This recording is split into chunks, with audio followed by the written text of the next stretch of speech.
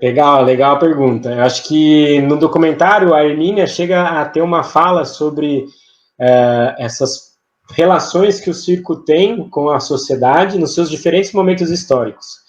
Se a gente for pegar a história do circo, que a gente conhece, o circo moderno, que eles vão chamar, que é na era moderna, que é o circo a partir do século XVIII, 1770, que começa lá na Inglaterra com Philip Astley, e depois com Hughes, e depois transformando em outros espaços, França, Estados Unidos e assim por diante, a gente vai entender que o circo ele já é múltiplo desde o seu começo. Então, a gente pensar que a multiplicidade só acontece hoje é um equívoco histórico ou apenas é uma miopia histórica falar sobre isso. O circo ele já esteve presente em diferentes espaços, mas que a partir de um determinado momento do século passado, a lona, ou o circo itinerante com lona, foi o mais conhecido e o mais desenvolvido. E por isso que às vezes a gente fica com esse imaginário que o circo era apenas o circo de lona. A gente tem indícios que mostram historicamente que existia circo dentro dos hospitais, em 1902, por exemplo. Então, quer dizer, o circo como circo terapêutico, o circo no ambiente hospitalar, pode ser que não tenha o mesmo significado que hoje, pode ser que a metodologia de trabalho fosse outra, mas ele já estava presente nesse espaço do hospital. O circo, enquanto presença na escola, ele já estava presente. Há um doutorado do Daniel Lopes, ele defendeu agora no meio do ano, ele mostra para a gente que a partir de 1800 e final do século XIX, o circo ele fazia parte, a partir de professores de ginástica, dentro das escolas normais.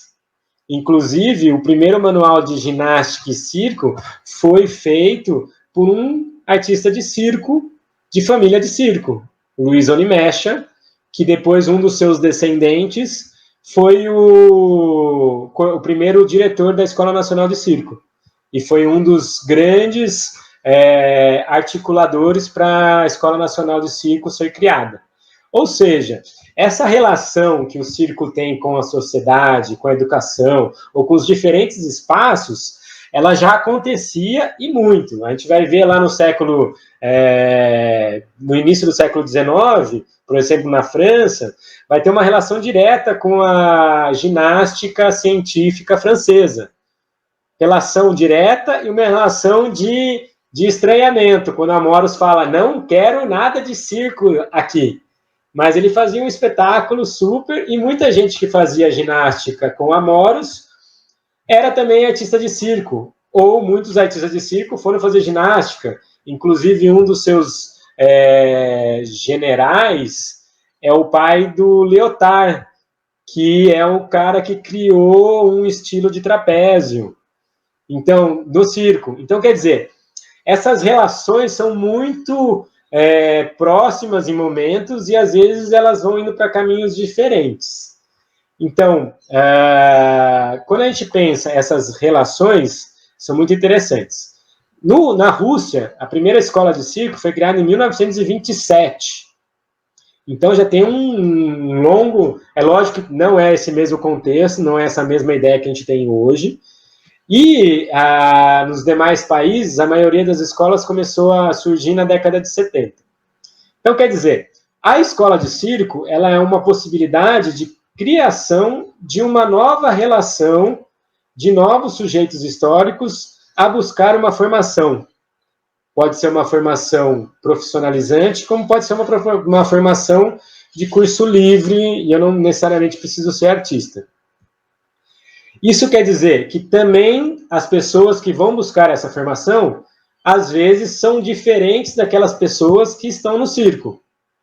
Ou seja, são diferentes sujeitos históricos que participam dessa evolução, desse desenvolvimento da arte, e que criam diferentes estéticas porque eles são diferentes. Eles têm outras perspectivas de mundo, eles têm outras experiências. Isso quer dizer que ele traz essa experiência, ele incorpora o circo a essas experiências e ele cria novas experiências, sejam elas estéticas, artísticas ou até mesmo formativas. Então, realmente, o que a gente tem de novo nesse final do século passado, do século XX, início do século XXI, que a gente tem um boom de espaços formativos, inclusive as escolas, quer dizer que novos sujeitos que às vezes nunca tinham pensado em trabalhar com circo ou desenvolver alguma pesquisa, hoje direcionam a sua pesquisa artística usando o circo como uma das suas possibilidades e das suas linguagens artísticas.